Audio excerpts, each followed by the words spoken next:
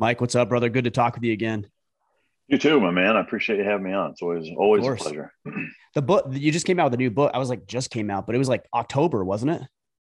So it was actually November 16th. So it's Oh, a okay. month tomorrow. But All right.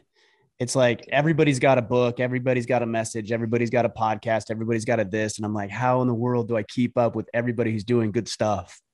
yeah, no, it's tough. I mean, it's an interesting dynamic for sure. In that, the historically, and this is, I think, a big paradigm shift societally, is that we have, for the first time, as of about 10 years ago or so, kind of everybody that wants to have a platform has one. Now, there's still, there's only so much time in a day, and the people that are worth listening to are still going to rise to the top. But it's not a state-run media, kind of the way that it has been. Not that it's, not that it was as bad as China is now, but it was definitely, much more controlled. And I think it's fascinating to see the shift of, if you look at, say, like even on something as simple as YouTube as a platform, the big media outlets, ABC, NBC, MSNBC, and any of their shows or personalities that have shows, if you look at the traction that they don't get compared to a lot of people that just started their own thing and aren't beholden to anybody, that have a much more powerful and popular voice than a lot of these traditional media conglomerates. It's a pretty fascinating shift, that is worth paying attention to, no doubt. But Yeah, I mean it is interesting. It's a bit of a double-edged sword in that it's decentralized, right? And I think that's a good thing because that allows us to different opinions, different perspectives, maybe a topic or a conversation or even an opinion that would have been censored to some degree. And we can talk about censorship too. But then on the other hand, you've got a bunch of bullshit also that you have to sift through, and that noise is much more prevalent, I think, than it ever was. So it's got for its sure. pros and cons. Yeah, just like everything, there's there's good and bad to all of it. Yeah. But Well, one thing I was going to say with even our past conversations and the book that you have now is I really respect our conversations because you've never pulled any punches, right? And yeah, I think so many people do. They run their message through a filter and they make sure it's pretty and they make sure it's comfortable for everybody and nobody gets offended. And even just with the way that you look at or the way that you frame this book is like it goes against that popular narrative, especially in the veteran community of like America's the best and America's the yeah, greatest. And I think it has the potential to be certainly, but we've got a rough road ahead, I think. And you do a good job illustrating that. yeah. Well, I appreciate it. I mean, to me, the one of the kind of key benchmarks of the book, and it falls, or it stems from the chapter that I talk about politics, is one of the big, I think, issues that we run into, is having a political party system that's so kind of just, I guess, hypocritical, to the point where each side, and both sides are guilty of it, aren't willing to hold themselves to the same standard that they're holding the other side to. And I think that's a critical failure, because it kind of disenfranchises and really sweeps the legs out from under most average voters when they see no adults, basically. They see people that aren't taking accountability for their own decisions, and there were certainly people during the Trump administration on the right that were guilty of it. It does seem, maybe I'm a little biased, it does seem more prevalent on the left, where it's really, they can do no fucking wrong, and there's just zero accountability for it. But to me, that nothing will make an average American voter feel helpless like that. And so if you can't come to the table with enough maturity to say, what, we did this and we fucked that up, Right. and legitimately mean it. I mean, Jocko talks about it all the time, right? The extreme ownership, but there's such a lack of that, I think, in our society, and especially in politics, which they are supposed to be setting the standard, that it really just contaminates I think the ideologies, and what their intended purpose was originally for. It just really ruins it. And so I hate to see that, and it's something that I talk about a lot. Is that is kind of the three main things. One of them we may disagree on a little bit, but is to get rid of emotion. Is remove all emotion from the beginning of a discussion, which sometimes is really hard to do if you're passionate about something, but it's crucial. Sure. Is remove religion from it. That's the one where you and I may tend to differ or disagree on a little bit, but then also remove political bias and affiliation from it. The reason for all of those things is that and I'll speak to the religion thing because that's probably the one I get the most pushback. Most people think, yeah, it makes sense to ditch your political leanings and your emotion at the door for the sake of mental clarity when discussing a topic. But I think from a religious standpoint, where it's tough is that you have to understand that there's people that don't believe that or that, Sure. that disagree with it or whatever. And so if you go into it, even if that's what your principles are, that's what your kind of benchmark character beliefs entail, is that, if you're so attached to those that you're not willing to kind of see it from the other side and not let it influence your perspective on things, then it's going to come across as such, and it's going to seem very inflexible when it comes Well, I do to think the though, table. yeah, I do think though that it should influence how you behave and how you show up. Of course, like how could it not? But I actually agree to an extent with what you're saying. That's why you don't really hear me talking about God as the ultimate authority on masculinity. I actually believe that personally, Yeah. but I don't appeal to that authority because if you and I don't agree on that, or a listener doesn't agree, then there's nothing else that we can talk about. So let's not Yeah. necessarily talk about in my world where masculinity derives from, as much as let's talk about what it is and how we express it and how we become more masculine and embrace it and then serve other people. So yeah, I hear where you're coming from. I think it should influence who you are individually and allow you Yeah. to make your decisions based on that, because that's a framework, that's a benchmark for the values you have. But yeah, if somebody else doesn't believe that God gave us these commandments, then okay, like how are we going to have Yeah. a conversation and come to the table, Yeah. Yeah. Yeah. One of the other things that, I appreciate you saying that. One of the other things that I talk about kind of at length also is going into every debate or conversation with the prospect that you might be wrong, which is really hard to do.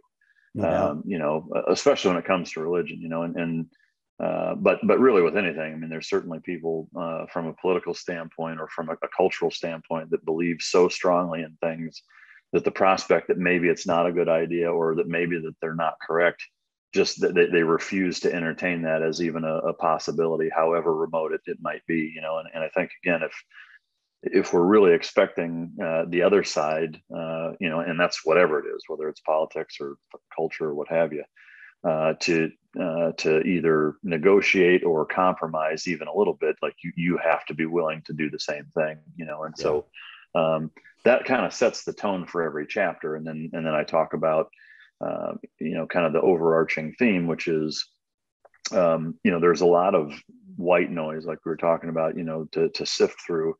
And there's a lot of media outlets, primarily on TV, that are still popular enough to where they're getting millions of viewers per show, and they have a very specific agenda and narrative that they push, and make you worry. There's so much media hype out there that kind of tends to dictate to a lot of people what they should be worried about. And the reality of it is that most of it, if you kind of look at it from a data standpoint, does not reflect what are the most challenging and detrimental things that are taking place in our society. And so I did a shitload of research on from a statistic standpoint, what are kind of the 10 most prevalent problems that we have in this country data wise, and they're not what's usually talked about in the media or nearly to the same extent, and so to me, that's a big part of the problem is being kind of misdirected and misguided and Right. distracted from what the real issues are. So Yeah, um, you've got a bit of the wrong target going on here. I actually do want to get into some of these that you address in the book, because there's one in particular that really stood out to me. But with regards to the political thing, one thing I was going to mention is I just saw this report, and I don't know if it was from the CBO or where it was from, but the amount of money that we're spending relative to the amount of tax revenue the government is collecting And I'm not even talking about the ethical side of taxes. Let's just table that conversation for a second and just say, okay, we're spending 2 times what the government is collecting in revenue. To me, I'm like, if you can't figure that part of the thing out, there's nothing else that we need to be talking about right now. And that shouldn't be a partisan issue. Like if you're spending twice as much as you're taking in, you've proven to me that you're incapable of acting like an adult, of having any level of responsibility, and nothing else that comes out of your mouth really holds any weight or credibility with me because you can't get that right. Agreed. Yeah. And I think, one of the other things I talk about is the kind of popularity contest and the personality blowing up of politicians in our country. Yes. A lot of politicians aren't viewed as servants anymore. They're viewed as fucking rock stars. Right. Celebrities. And their Twitter and Instagram accounts are, in the millions or tens of millions of followers. And they're acting more like influencers than they are policymakers. And I find that to be not just disheartening, but very immature and fucking petty. On top of it is that, if everybody in the country, like you guys are supposed to be the quote unquote adults in the room. And I've never seen a group of people act more like fucking children in my life than watching some of these Senate hearings when it turns into just political grandstanding of not even asking questions, but just saying, rattling off talking points, hoping that some short clip that they say with a zinger fucking line or bullet point gets picked up and goes viral and makes them more popular on social media. And I think that mentality is incredibly toxic and poisonous for our government when the officials think I tell you how the cow eats the cabbage and not you guys hired me to fucking represent you, which is absolutely what's taking place and has been for a while. Then that is a broken system and needs to be fixed. And I do talk a little bit about my theory on kind of getting rid of money in politics as best you can. Those things are always going to be intertwined to a certain extent. But I think the way the system is now, it's pretty apparent when people like Nancy Pelosi on the left and say Mitch McConnell on the right, when you look at what those people are worth based on what they've made, that's an impossible formula. I don't give a fuck how lucky you are with stocks, bonds, crypto, whatever the fuck it is that if you've spent 40 years making less than 200K a year, and like you're worth a month might get you there. Yeah, and you're worth 40, 50, 60 million dollars. There's some other shit going on that's nefarious at best. And well, it's interesting because every time I bring that issue up, because on one hand you say that, right, and then on the other hand, I talk a lot about free market capitalism, which I know you hit on the economy subjects in the book, and we're not completely in a free market. Let's just get that on the table right now.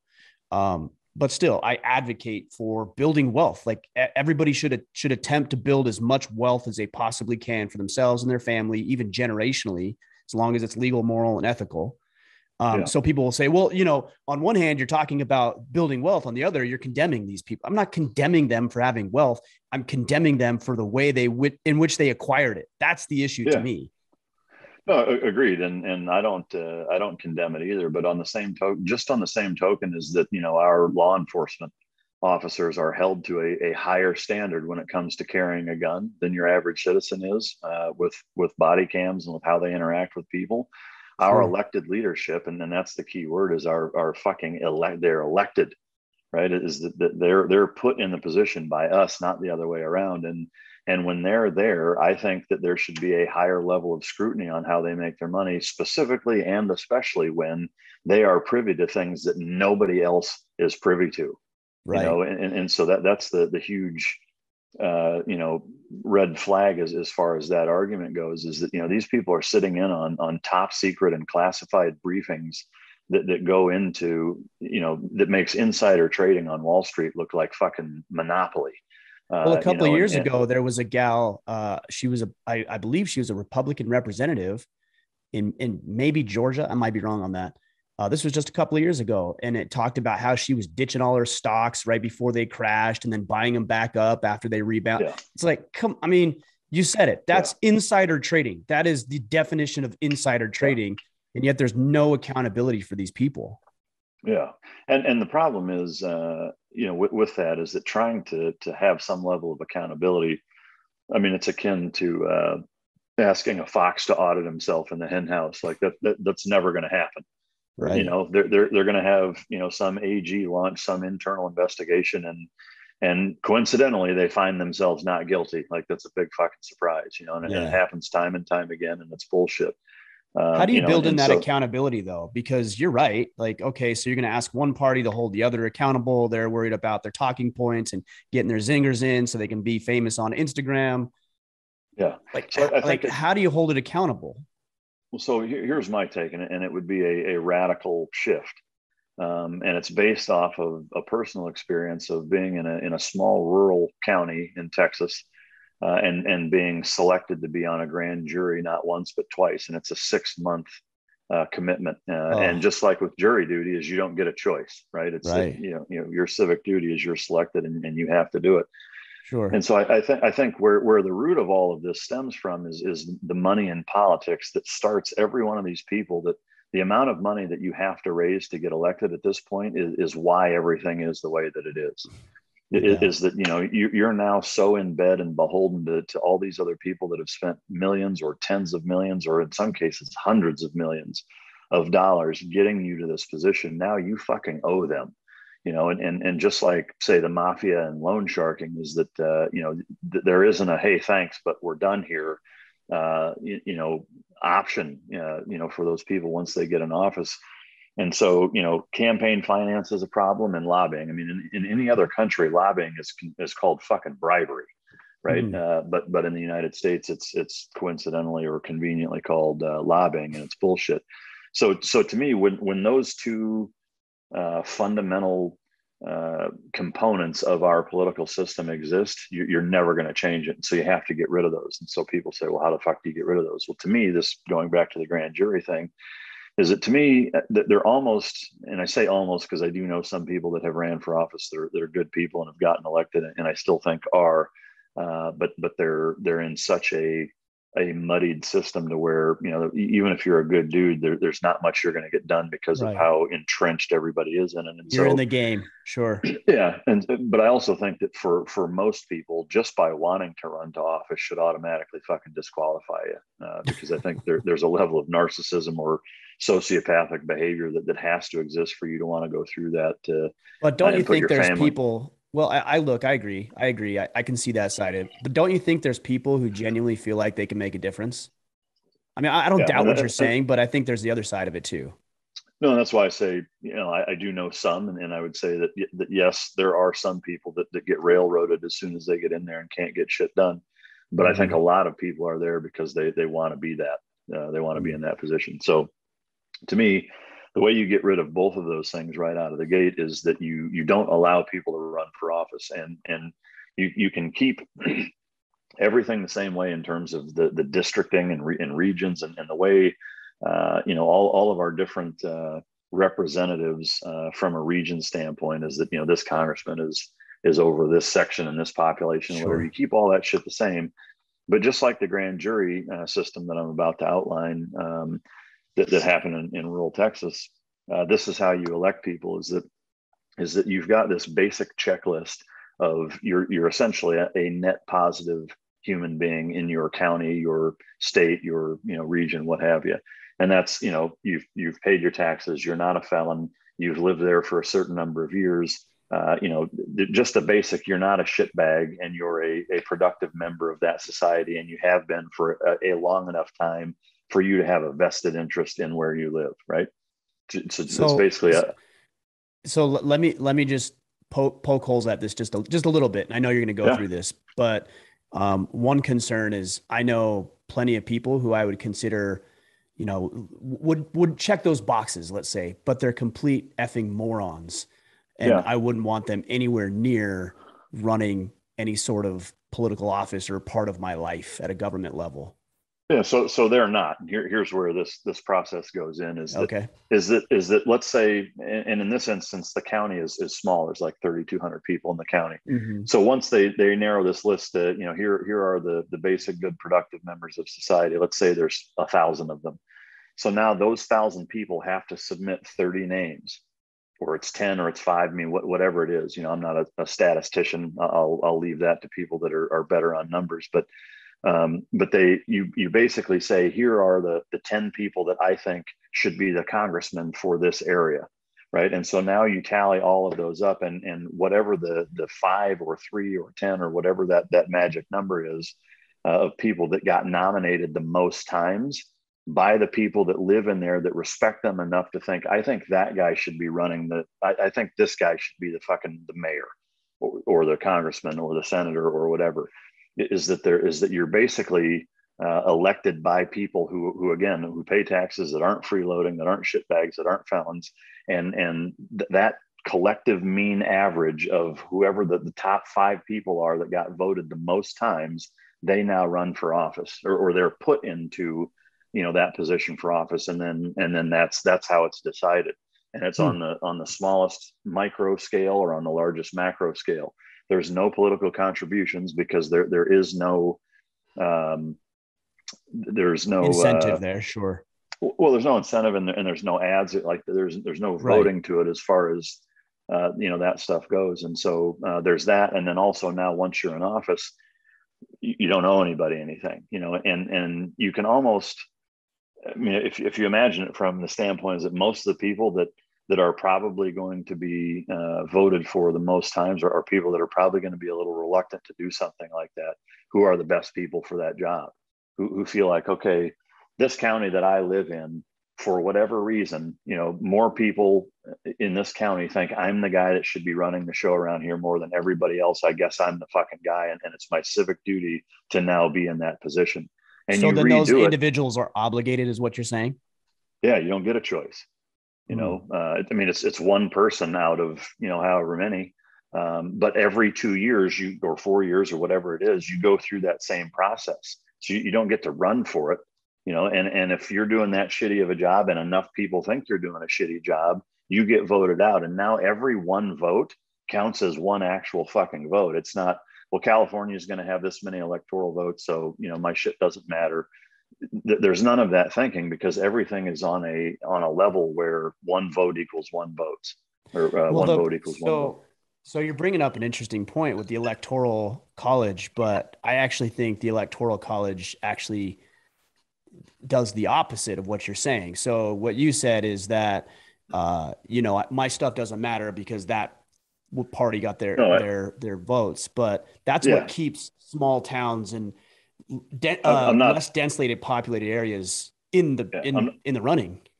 I'm not advocating to get rid of the electoral college. My point is that everybody has a fair say in who gets elected versus not. Right. On the smallest scale or the largest scale, is that every vote in terms of your voice for who you think should be running the show isn't based on, well, here's my 2 candidates and I've got to pick one of the fucking 2 of them, and so I guess I'll go with this guy. Is that you Yeah, get to but decide. so I could see that working at a local and a state level, something like that. But when you get up to the federal level, if everybody has one vote, one person, one vote, the problem is that New York and California, yeah, one person, one vote. But when you get these heavily densely populated areas, they Yeah. generally tend to vote in one way. So that, yes, one vote per person, but it still drowns out the other person who might be in rural Texas, for example. Yeah, but I mean, to me, like we're already doing that. I think the benefit to doing something like this is largely on your point, is that at the representation level of the other 2 branches of government, is that you don't have the political hurdles that you have now, because the president can't do things unilaterally. But if the entire Senate and the entire House of Representatives is geared in the same fucked up way that he was elected, that's why you have the gridlock that you have. So if 2/3 of the government, branch wise, are elected from people who are legitimately there representing the people because they got the most votes, I think that from a starting standpoint of again trying to fix the problems that we've created over the last I'd say 50, 60 years of such a highly charged political climate, is that's a good starting point. Mm. Maybe try it with just the House of Representatives, right? Just Congress to start, and see how that goes with everybody that's there, that's duly elected. They're elected in this system, and see how that shakes out. And if that works, is it a perfect solution? No, nothing is. But I think it's a really good starting point. And then from there, you learn what lessons you're going to learn, and then you try that with the Senate. And then from there, if you can implement it on a national, federal election scale, fantastic. If you can't, well, it's still better if you've got 2/3 of the government that from the 2/3 that are supposed to be representing the people. That's the one branch rather that that should be there. As it relates to the judicial thing, that's still going to be the president doing that. But I think if the House of Representatives and the Senate are both elected in a manner where those representatives that are there are actually representing the people, because that's who decided on everybody that should be there. I think that's, at least from my perspective, in terms of how do you knock it down to ground zero and unfuck the mess that's there. That in my opinion is the best way to at least start that process. Well, and I also think there's a huge problem with the enforcement of the checks and balances that we already have in place. Like, you see each president who comes in who has so many executive orders that override and overrule what the elect or the people's house have voted on. Yeah. And that's a problem. And then you see Supreme Court justices who are not elected. They're appointed by the president, who is stepping on not only our current president, but just about every president there, who's stepping all over these checks and balances. And then those people are there for life. And now they're not interpreting the Constitution. Now they're making personal biased decisions and interpreting law, not on what the Constitution says, but on what they believe. And that's bullshit to me. And I don't care what side of the aisle you're sitting on.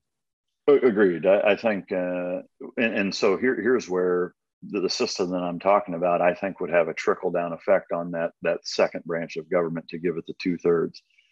Is that I think the key is that on the judicial branch, Supreme Court nominees are exactly that. They're nominated by the president, but they have to be signed off on Right. Correct. True. by the Senate.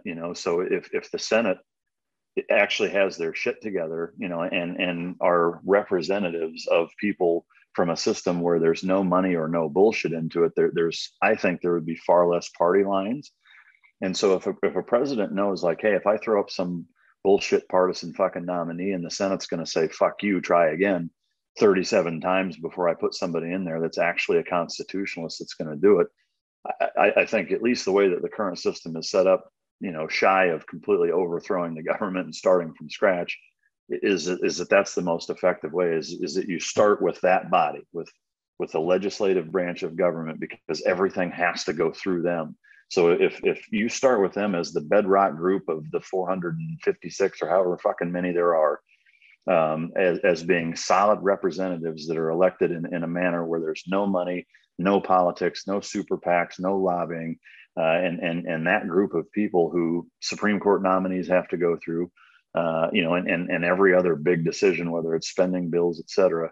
I think that's the best place that you can start without a complete fucking hard reset, and still manage to salvage our government in a manner with which is step-by-step process-wise, without being a complete detriment to the country.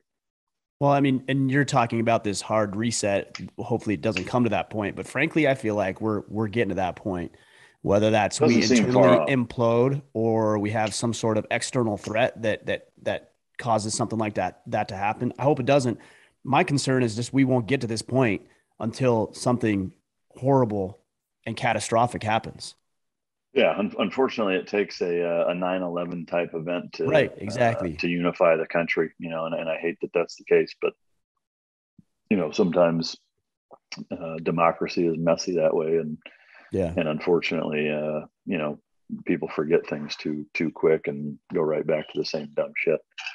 You have an entire chapter dedicated to inequalities in the country, and I'm really interested in your take on that because that's so polarizing. You know, like what Yeah. are there inequalities? Are there sex or gender or excuse me, pay differences between the sexes? You know, like these are the things that I think is on a lot of people's minds. Yeah. So again, to me, the reason they're polarizing is because people aren't looking at data. They're using emotion and clickbait and thumbnails and snippets of video and outrageous statements and things like that to piss people off and get them Which, in all angry at each fairness, other. I do that as well Yeah. as a marketer. So I'm not putting Yeah. myself Yeah. above doing any of that. We need to be, or Well, same but as you though with the title of your book. Let's not yeah. pretend that you're not No, putting that out there to get people's attention.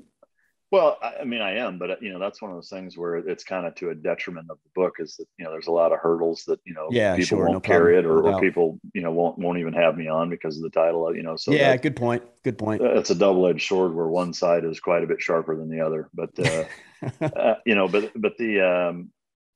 think the key is looking at the numbers, whether it's, and we'll use the two that you brought up because those are frankly the two most divisive and prominent ones. But Right. policing and the shooting of unarmed, black members of society. The reality of it is that the numbers don't back up the narrative in the media. They just don't, and not even like almost. It's woefully inaccurate. How blasphemous the media has become as it relates to police on black crime or shooting or whatever you want to call it, inequality Hmm. in terms of how people are treated. There were 9 instances in 2020, which is obviously the last year of recorded data on that. Sure. And these are FBI statistics, right? This isn't some partisan alt-right wing fucking group with ties to the Klan that's spewing out some bullshit numbers. Hmm. Um, and that was the reality of it. Is there were 9 instances where black people who were at the time unarmed that were shot and killed, and 5 of those 9. There were other factors involved. In a couple instances, they had a gun and just dropped it, or had a gun and were moving around, and it wasn't technically in their hands at the time. There was a Right. couple instances of where they were physically being attacked, and basically had to prove that it was through self-defense, that they were still fearing for their life, etc. So Sure. it came down to a couple of instances where somebody was legitimately unarmed and not attacking a police officer, or hadn't Right. just that were shot and killed. But if I you think that's watch, the trick that media uses is what is a weapon? What does unarmed mean? You know, if somebody's, for yeah, example, this guy who ran this car through that parade, you know, yeah, was he unarmed? I think probably people would attempt to make that claim, but if you're using a vehicle to mow innocent people down, you're armed. That's a weapon now you're using to do destruction and damage to people. yeah. I mean, there's been a number of cases that unequivocally and in every instance, when it comes to use of force and police, there's statute after statute after statute that allows police officers the ability to use lethal force to stop somebody that's trying to hurt people with a vehicle. I Right. mean, that's that's not even up for debate. So, It but shouldn't yeah, be. yeah, it shouldn't be. But in terms of the law, and that's part of the problem too, is that data and statutes are factual. And when you start to overblow stories by having pundits on, or people that say things like there is a genocidal like movement in this country for police to wipe black people off the planet. Like, that's just Right. patently false. I mean, it's horrendously untrue, and it's poisonous, and it's really dangerous when people, who aren't paying attention to all of the other things, who aren't looking at data, who aren't doing anything but picking their lunchbox up and going to work every day, and they come home and they see 6 minutes of news a night, and that's one of the things they hear day in day out, in conjunction with COVID is the worst pandemic since the fucking Black Plague and everything else, is that Right. they're spoon fed this over and over in kind of a background capacity, and they just start to believe it. And that was the biggest premise behind this book was that, that in conjunction with a lot of other things that we are continually being, smothered with, as far as what we should be worried about and what the biggest problems facing this country are. And they just frankly aren't true.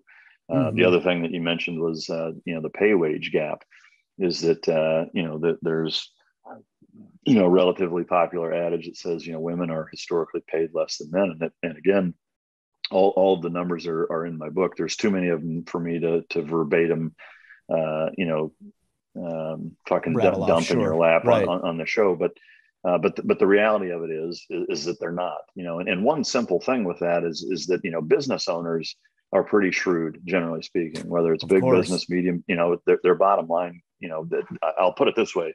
They're more shrewd than they are sexist. That's what I've come to the conclusion of. Well, for sure. And illegal immigration in terms of the E-Verify and the issues that the government tries to implement to not have people hiring millions of illegal immigrants because they're cheaper, or all of these companies sending shit to China because it's cheaper, right? So if women legitimately were paid 70 cents, I can tell you right now, the entire fucking workforce everybody of America would be all women.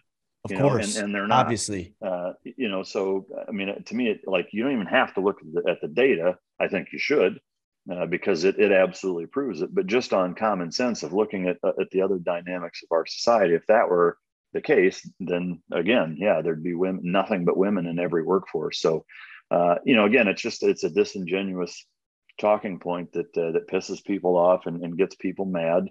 And makes them want to stand behind something. And I think, as a society, we've been so good for so long that we're a victim of our own success, and we've created things to be pissed about and causes to stand behind because there are so few legitimate causes that are still legitimate concerns in this country, that now that the human mind has to struggle and has to have purpose and has to have things that they stand behind and are passionate about.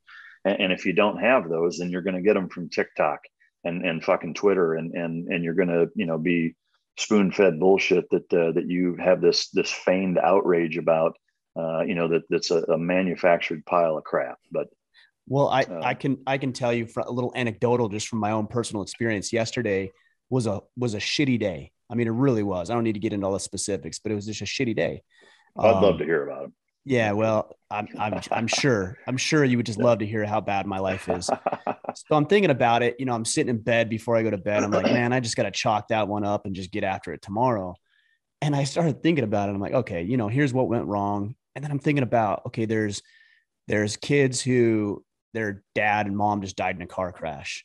There's people who, they don't have food. They don't know where the food's coming from, or, they just lost a loved one. And I'm like, okay, I really didn't have that bad of a day in the grand scheme of things, because my computer went to shit, my internet went out, and I couldn't get all I wanted to accomplish done.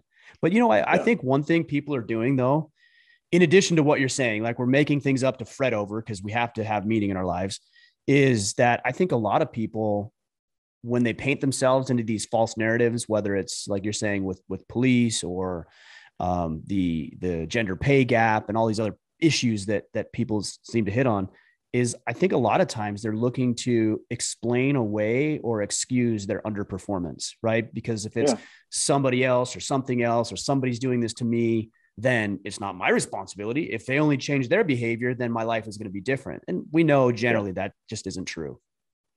No, agreed. And I don't know why there's such a disconnect from real life to a lot of other things where we don't do that. And I'll give you an example. Let's say soccer, right? Is that, or any professional sport, there are advantages that teams have over other teams.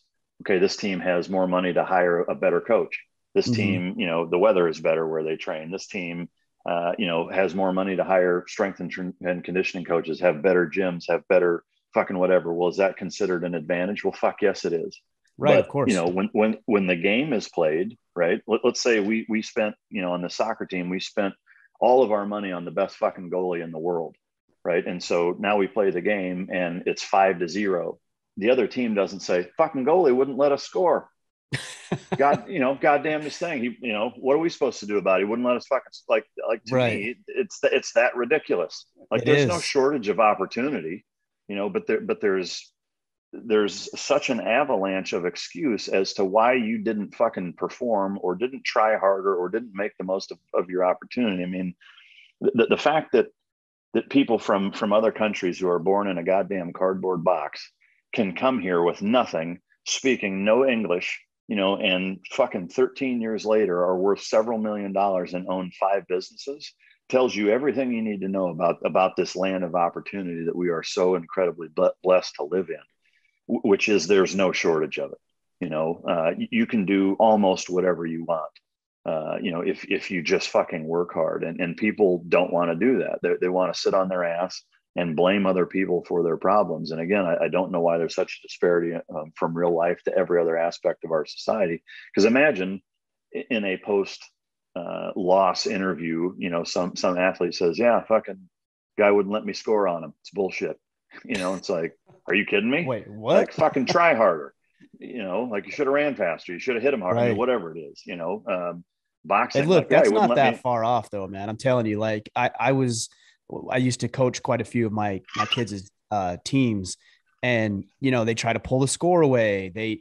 I saw one article, it was a legit article. They were playing soccer without a ball, so nobody scored anything and made the other team feel bad. Like Yeah, it's what you're yeah. saying sounds ridiculous, but you're actually Well, predicting the future. This is going to God, I happen. hope not. Yeah, I mean, I guess on a professional level where there's money involved, Yeah. like I don't think you're ever going to hear that, because that is the great equalizer. I mean, the same thing like women's soccer bitching about not being paid as much as men. Right. Here's the Sell more reality: is tickets. that, well, you are a product. Whether you like it or not, you are, and the product sells or it doesn't. And to me, it's like, if you don't like being viewed as a product, then don't play professional soccer for a living. But that's the case with everything. Entertainers, the same thing. A shitty actor, or somebody that people just don't want to fucking see, isn't going to make as much as Tom Cruise per movie, right? And the reality of it is that the women's soccer team came to Texas not long ago and played a group of high school boys. It was not a high school team, but high school age. I don't know what the league is called, but they're not Sure. professionals; they're high school kids. And the U.S. The handful of best women's soccer players in the United States got their absolute asses handed to them by a group of high school boys.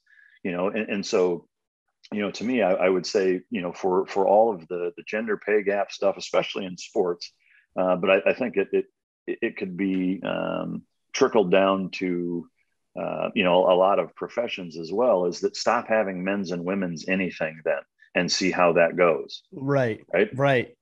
Like for the Olympics now, there's no men's and women's events. It's just the events, and watch how many women win medals, right? There's a reason why college, in high school and even in the Olympics, why there are women's sports. It's so that they can actually compete, and you see it with some transgender athletes now, which I think is a crock of shit. And I've had this debate with a number of people here lately for completely different reasons, but the whole transgender thing, not to get way off topic, but to me, if being a man or a woman, is not designated by biologically what you're born with, if it's between here and here, and that's what makes you a man or a woman, then what fucking difference does it make what you are? Right. And for that matter, what does it even mean then? Like, if being a It means woman or a nothing. man That's what they is, want. is yeah, is a state of mind, then tell me what that state of mind is. And I would also ask, why is it that if you're born biologically as a male, but you quote unquote identify as a female, why is it then that you aesthetically go out of your way to appear just like Like a all of the man. people that biologically have what you're trying to identify with? Why do you give a fuck what you look like if it's not about that? Like, none of those things make sense. And you bring that up, and it's, well, you're a bigot and you're a transphobe and all this other stuff. And it's like, that's the most clear cut way to say I can't argue my way out of a paper bag, is to just start hurling fucking personal insults because I can't have my position challenged and actually back it up with any actual logic or reason. Um, the whole thing is kind of all connected that way, and it's if it wasn't so dangerous and sad, it would be laughable, but we're way past that. Well, and that's the problem. I think you hit on it right there, is that it's dangerous. You know, look at sports, for example. Women are going to get hurt. I mean, Yeah. that's already happening. I think there was a couple of UFC fights where a man who said he was a woman fought another woman and injured her severely. You know, Yeah. this is only going to get worse. And not only that, when we're teaching our kids the wrong thing, inaccuracies, lies, that's what they're going to build their entire worldview off of. And they're going to be Yeah. less effective, less productive, because they don't have a truthful foundation from which to operate in their lives. Yeah. No, I agree. I mean, and it's, yeah, it's setting them up for failure, and it's like that slippery slope of, you get to decide, I think is the beginning of the end, is that it's like now facts aren't even facts anymore. I mean, to me, it's no different than saying, yeah, hey, I know I'm in math class and 2 + 2 is 4, but to me, 2 + 2 is 5. Like, well, no, Right. it isn't. Like, I don't give a fuck what it is to you. It's not, and to me, it's those same things. Like, I don't know when we, paradigm shift wise as a society have gotten to the point where now it's your opinion on fucking everything. Well, I mean, look, here's the real issue. And before I said UFC with that fight, it wasn't, I don't think it was UFC. I just think it was an MMA fight. So I just want to correct that. Yeah. But um, I think here's another issue, is that nobody has the balls to say anything about it. So someone comes and says, "Hey, no, 2 + 2 is 5," and everybody's like, "Oh yeah, that person's like the emperor with no clothes, right? Like, oh, Yeah. that guy's kind of crazy, but like, I'm not going to say anything because I don't want to draw Yeah. attention." And that's the problem. If you see something that's not truthful, that's a lie, then you need to actually say something about it. Yeah.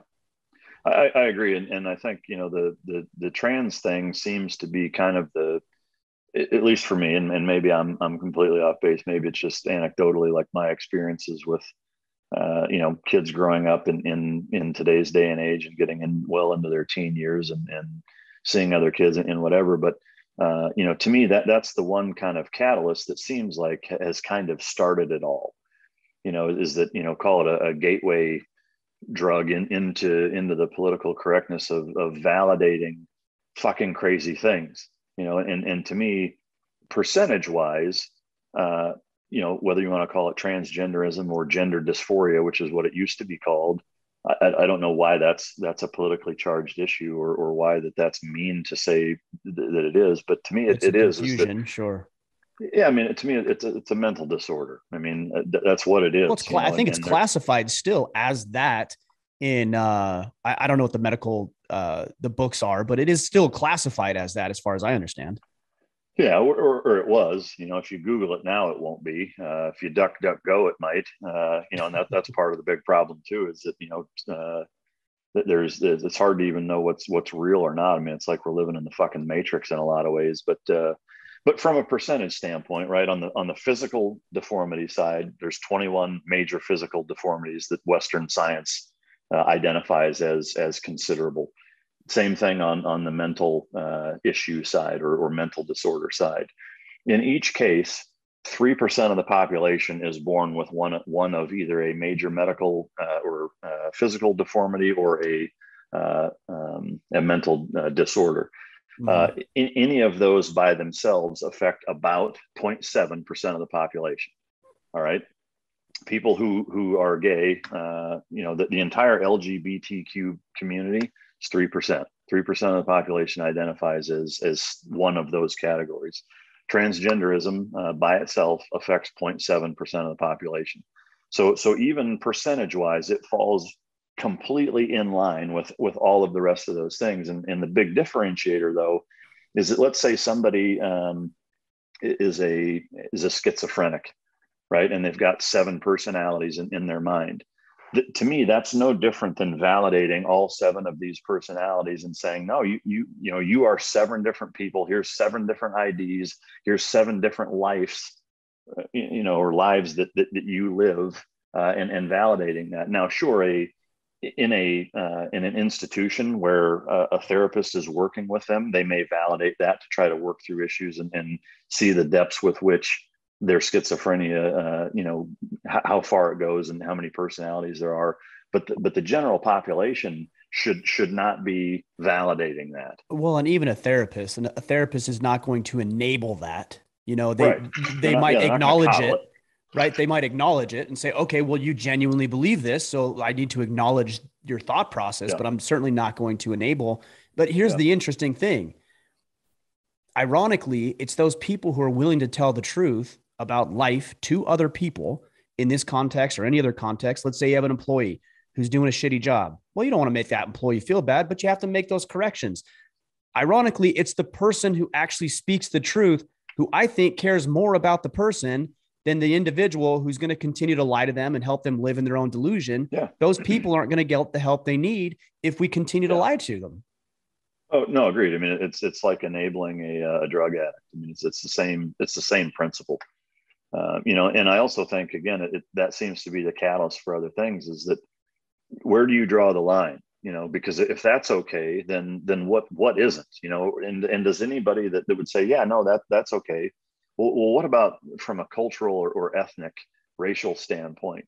What if I just for whatever reason I feel more in tune with the Asian culture, right? And that's just how I identify as an Asian man and not as a white man, right? And Well, so and the interesting thing about that is that's actually would be more accurate on culture because culture is societally constructed. Like right, America's culture is constructed by Americans.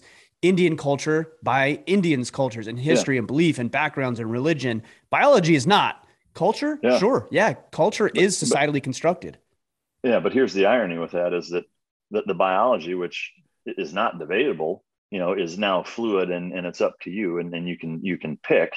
But when it comes to, if I was to say, hey, I want to apply to Harvard, no, I identify Asian, so that's how I feel about it, and you need to accommodate that. Like they would laugh at you, Right, of course. which if you laughed at somebody that said, hey, my pronouns are this, you'd get fucking sued. Like it's just not sometimes, I'd say most days, I look around and like I'm just waiting for Ashton Kutcher to jump out of the closet and tell me I'm punked. Like I'm like, am I on a hidden camera show right now? How can this be fucking real?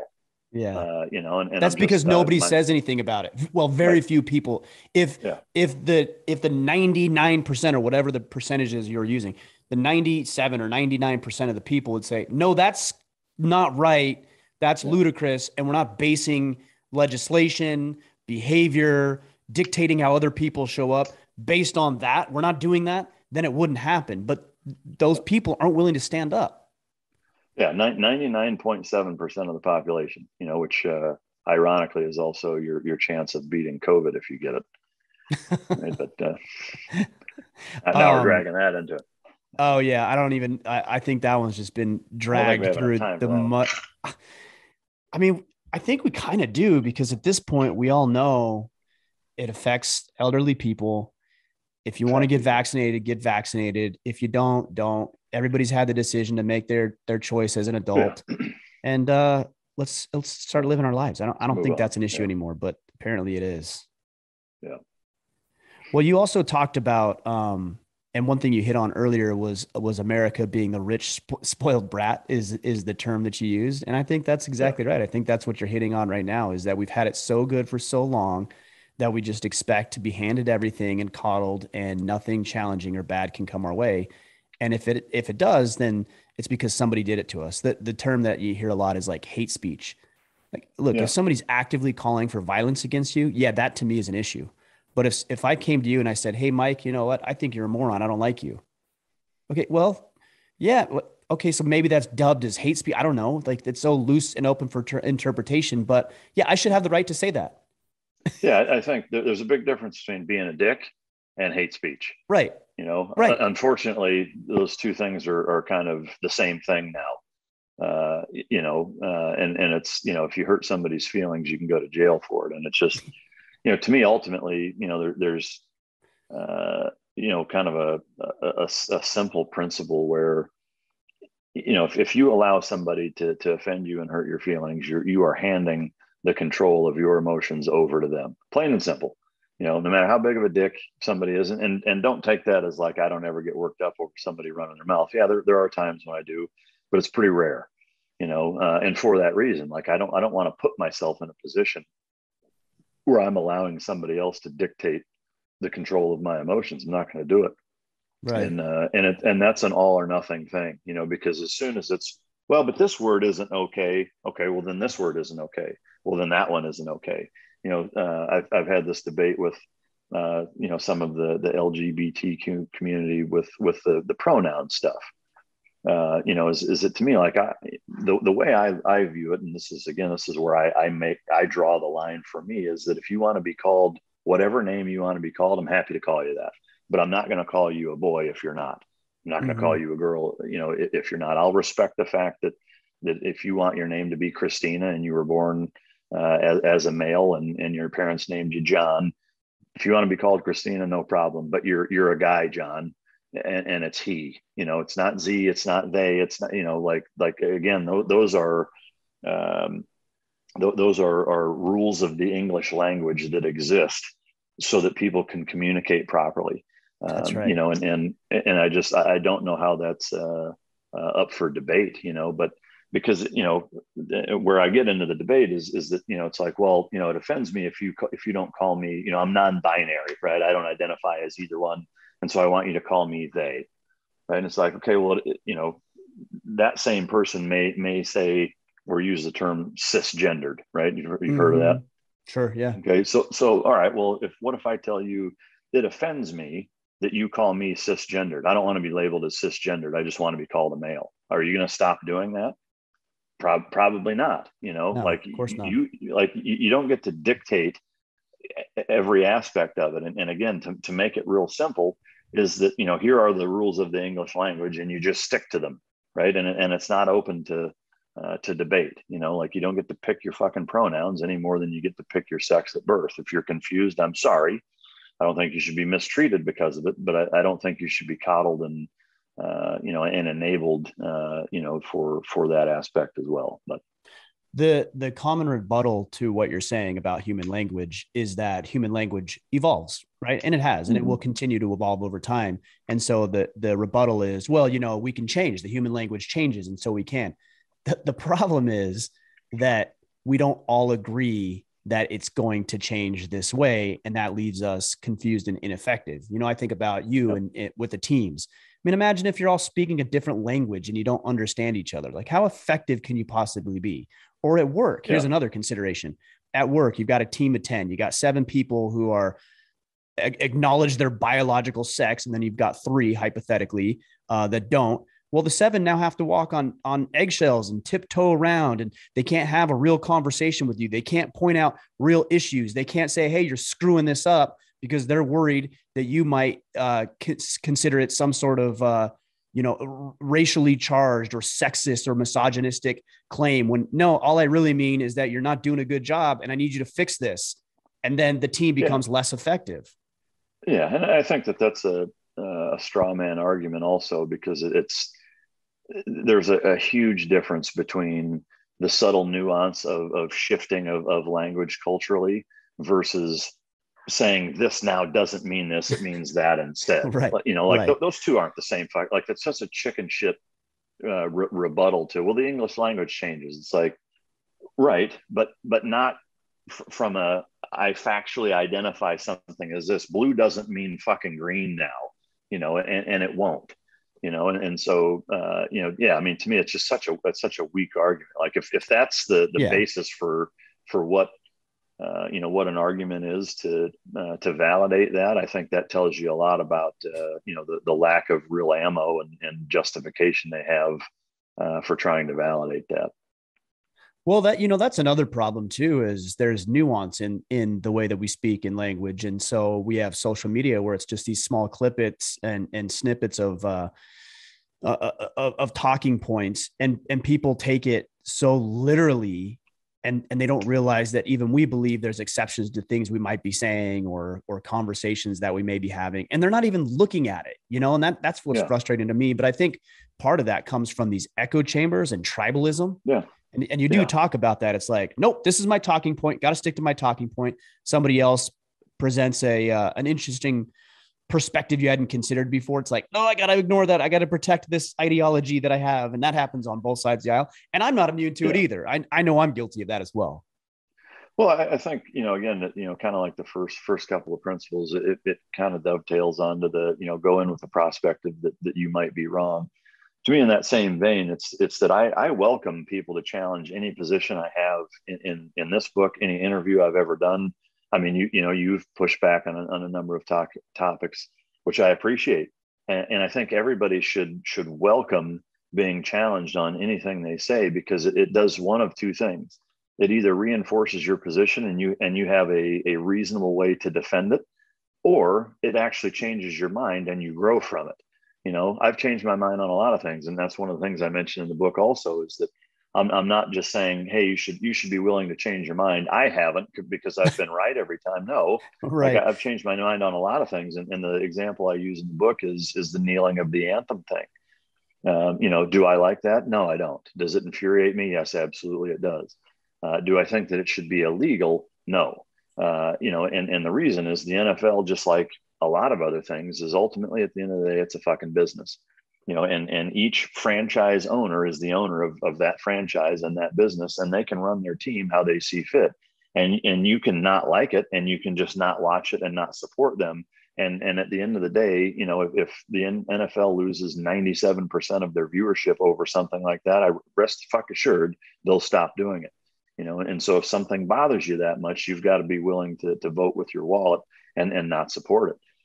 Most of us aren't that convicted about these things we pretend to be upset about, though, either. Yeah, it's like I'm not going to ditch my Netflix. Well, I don't agree with what they're putting on, but I'm not ditching it. I'm keeping it. Yeah. To me, it's pick one. Either be pissed and ditch it, or keep it and shut the fuck live with up it. about it. Exactly. Yeah, 100%. Don't complain about it then. Or complain about it and live by the sword and fucking stop doing it. But. Mm-hmm. So that, like at first I was like, those motherfuckers, like that shit should be illegal. They should, like, no, wait a minute. They shouldn't be. As much as I hate it, this is where, the First Amendment, and I get, business is different than, than just out in the public. But at the end of the day, like it's a privately owned business. They can run it however the fuck they want. I don't think that they should get any tax breaks. I don't think it should be classified basically as a nonprofit and get the tax breaks that the NFL does. But I think, they need to be able to run their business how they want. On the same token, if a business owner says, no, every one of you motherfuckers is going to stand up when I tell you to, and you're going to stand there and you're going to do this, no different than any other fucking job, right? Is that, the business that I own, like there's certain things that I allow and certain things that I don't allow. And granted, I'm pretty fucking liberal when it comes to my employees and let them, whether it, how they dress, their political leanings, what they post, like I don't give a shit about any of that stuff. But there's people that do, there's big corporations that don't allow you. You see it all the time, people getting fired because of one post they put on Twitter or something they said on fucking Facebook 9 years ago or what have you. So it's not that isn't allowed, and you can agree with it or you can disagree with it. But ultimately, I think businesses should be able to run how they want. And if that's how they want to do it, they should be allowed to. Well, the other thing is, why would you want to support a business that you don't agree with? Like so many people are like, well, they should change this and they should do this differently. Or alternatively, why do it would be the equivalent of saying, hey, I've got this friend and I hang out with him and I feel shitty every time I'm with him and he's a loser and he takes it out on me and he makes me feel bad about myself. But I'm going to go spend more time with him. Like nobody's going to do that.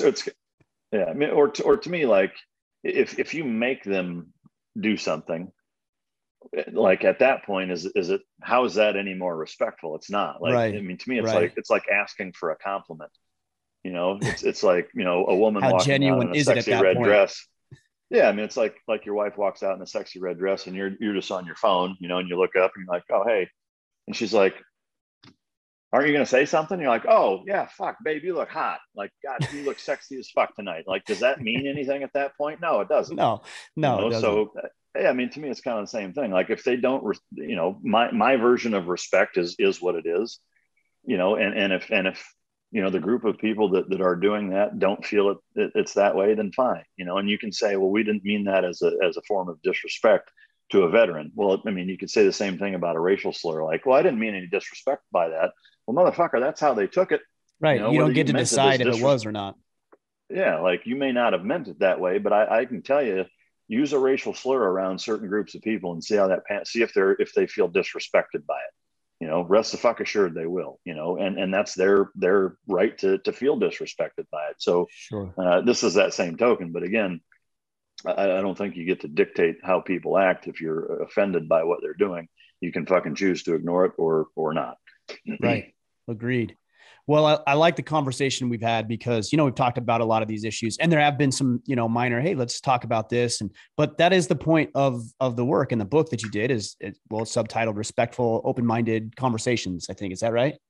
Yeah. It's a little bit of a Yeah. contrast to the title, but on purpose. I figured, I was like, now wait a second here. Is Yeah. it really It that? is. Or, yeah, and I know it is because Yeah. that's what we're having right now. You know what I mean?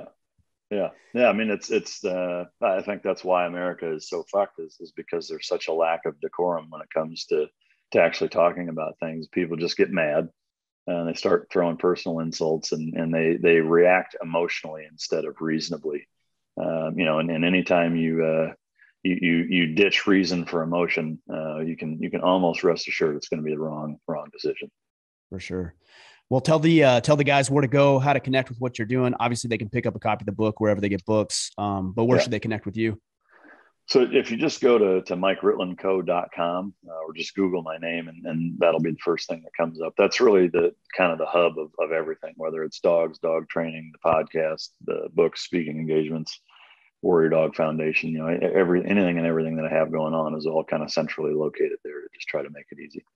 Awesome. And we didn't obviously talk about this today, but guys, if you have a dog or a pup and you want to train that pup yourself, or even if you don't, there's great training. And I can attest to it because I've taken 2 dogs through that training that you've put together, and it's phenomenal. I've never had more well-behaved dogs in my life than when I started using the training that you put together.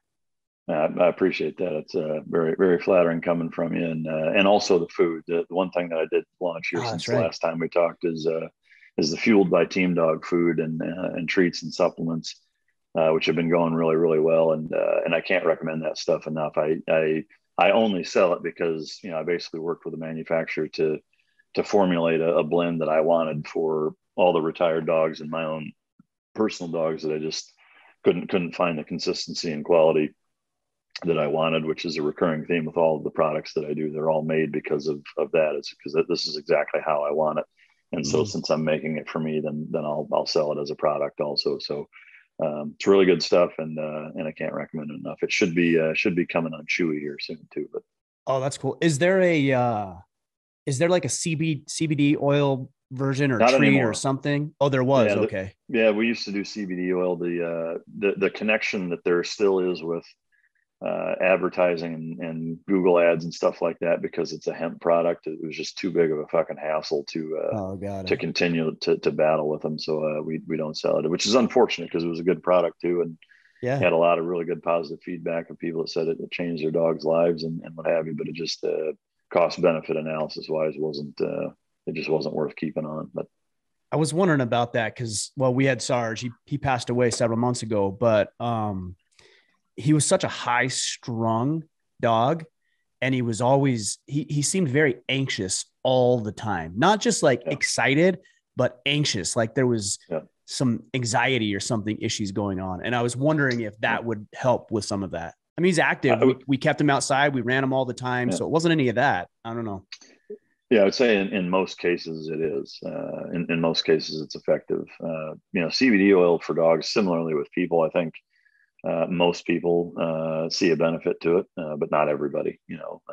I'd say my experience was about 80 to 85% of the dogs that we put it on showed a noticeable impact. And the neat thing about it is, and same thing with the food and the supplements, frankly, is that I've gotten feedback from people all over the place that talk about I had a dog that's really hard to keep weight on, or dog's coat looked like shit, or he's real itchy and scratchy and hot spots and whatever. And within about 30 days of switching to the food, it's a very transformative process. Yeah, it's awesome.